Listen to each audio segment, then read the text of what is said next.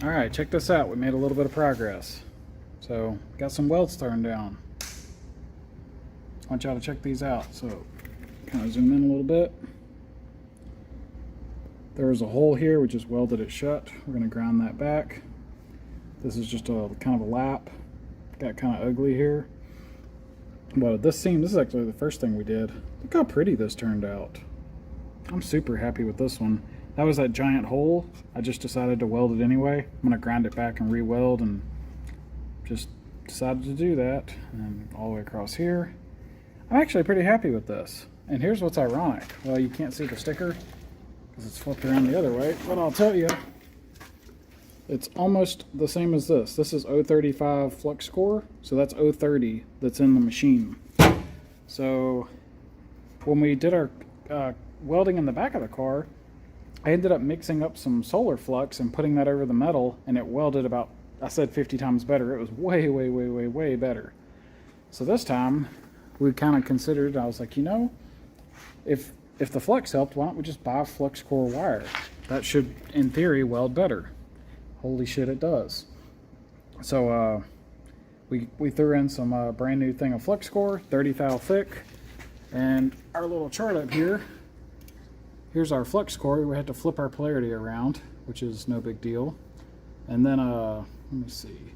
What we're welding is basically about 055. So on this chart, you can see 16 gauge is 60 thou. We're a little thinner than that, but let's go to 16 gauge. It says 2A.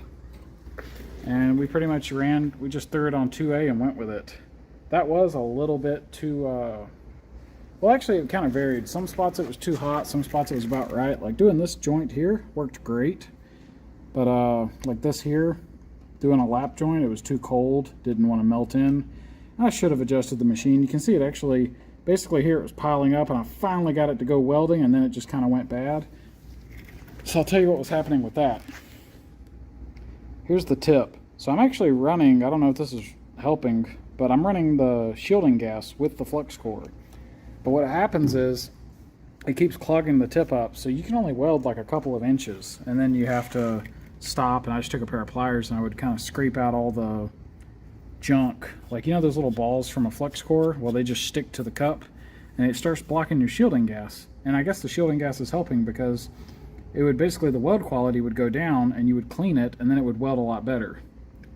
So I guess we need to be more disciplined in the future to just stop and clean it so that we get our shielding gas. But yeah, this worked pretty awesome, considering this is all painted and coated metal on the backside that I can't access to clean. And I mean, we did what we could. Like you can see over here, these little seams, you know, I took a wire wheel and pulled the paint back. I didn't like break out acetone or anything. Maybe I should try it, but I don't think there's really much on there. But you know, prepped well. Like you can see here, we got a nice clean smooth seam, so that should be easy to weld on. It's pretty much what we had over here, and it went awesome. So I'm very happy with that. This is a nice improvement that I needed, because this went fairly fast and did pretty good. What's funny is it doesn't really look like a typical flux core. You think of flux core, you're like, oh, it looks like hell. Like, hell, this looks great to me. All I did was wire wheel that. I haven't grinded that, you know, no grinder or anything. And you got to remember, this is thin painted sheet metal, so at least for me, this is not the easiest stuff to weld. But yeah, pretty happy with that. We're man, I'm thinking about knocking off for the day, so we're gonna kind of take a little short break and decide if we're gonna keep welding or take the rest of the day off. So maybe I'll bring you back in a minute. If not, y'all take it easy. Boom! Check this out. We got the driver's side almost done. Boy, I probably shouldn't say almost. We haven't done that repair section yet. We're about to knock off for the day. But wanted to go ahead and get this other part welded what I could. And it went fine. We put a little more heat here, but it still wasn't enough. We got a good weld going right there. But that shielding gas sure helps, and it clogs the tip in like 10 seconds with spatter. So I guess I need to try it without shielding gas, but I'm pretty sure it's going to be bad. But this combination of flux and shielding gas, when it first starts, does pretty nice. That's what that section was, with enough heat.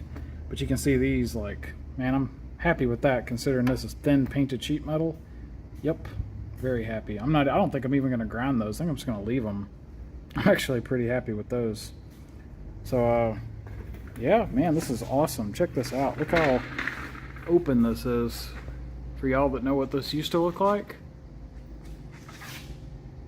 Yeah, that's amazing. So that's going to be cool. Going to be a lot easier to work on this thing. Like now when I got to get hot side stuff, all these sheet metal seams are gone, so you can actually get your hands in here, and you know, back here, if you ever need to access towards the back of the car, it's going to be wide open, or back of the engine, I should say. So I think it'll look better, be easier to work on, just benefits all around. So, yep, next time we will do some repair work here. We got to get this stuff. We got a couple things we need to figure out. We got to put a plate here, and we need to weld these seams. So I guess we need to decide if we're going to weld it and then grind it and put a plate, or if we're going to put a plate and then weld it all together, which is probably what we should do. And then if we do a plate, it probably needs to have threaded holes or nuts welded on it, you know, so we can bolt something to it, because that's my plan, is I want to be able to bolt the front end of the car to this location so that it's removable and repairable and things like that, and modifiable. So got some stuff to figure out, but for now we are done, and I'm pretty happy with this. We're making progress, and that's what we need. So until next time, y'all take it easy. Hey guys, welcome back. Well, we just marked this up. We're getting ready to do this repair. As you can see from looking at it, I think we're just going to cut all of this out that we marked and just replace it with new steel. So because of the goofy shapes and everything, it just kind of makes sense. The only real hiccup is this has like a curve for whatever reason. Yeah, as you come down, you can see it's not totally flat. So we might have to grind. Same thing here, a little bump. We might have to grind or hammer. We'll see. I ain't too worried about it. But yeah, we're just gonna, I guess we're gonna probably use a grinder. We're not gonna be able to get in these corners super great, but we'll probably just take the grinder with a cutoff wheel, get as much of this out of there as we can, hopefully all of it. I did just notice there's something in there. Turn this light on. I actually just noticed this. There's a brace right there. So, looks like that's probably spot welded. Yeah. That's a little bit of a, might be a game changer. If we cut that, we're cutting that brace. So we might want to rethink that before we do that. Man, it's going to be so easy to just cut all this. Maybe we could drill the, oh, that'd be fancy. What we could do is cut the spot welds, take that piece out, and then try to put something back that welds back into that. It's only 2 spot welds, I think. That sounds wild. Maybe we'll do that. Maybe we'll go ahead and cut this, drill those spot welds first.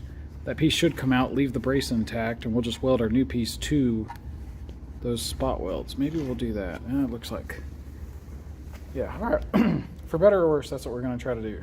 So anyway, about to get to, looks like we got 2 spot welds to cut out. Then we're going to cut this metal out. All right, so we went ahead and cut this out, and we made our first piece of metal, and we're getting to try out these sweet magnets I bought. I ordered these like a few months ago, but we're just now using them. So you can see we got our first piece of metal all in there nice and flush, looking happy. And we're about to take the MIG, tack it in, and get our magnets out of the way.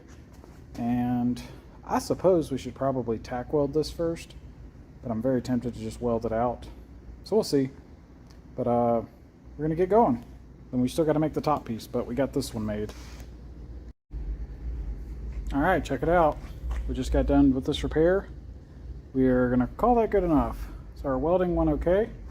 Had a little bit of trouble. You can see back here, this really didn't want to, the underside of that melted some, and I tried to put some on top and didn't really work. So not my best, but it's solid enough. So this bottom one was kind of bad too, so we grinded it, and you could re-weld it and re-grind it, but I'm not going to worry about it. Essentially, that repair is complete. So we now have pretty much back where we should be. So I'm good with it. We're going to move on. I'm actually not sure what we're going to do next. So I got to figure that out. But this actually didn't go as bad as I thought, so that's cool. All I did was take a caliper and measure across and up, cut that piece of metal, stuck it in there, held it with magnets, welded it, and then this piece, just kind of caliper, and then I just took a grinder and kind of hand fitted until it fit in there, because this wasn't perfectly straight. But still worked out good, so I'm happy with it. So we'll see what's up next.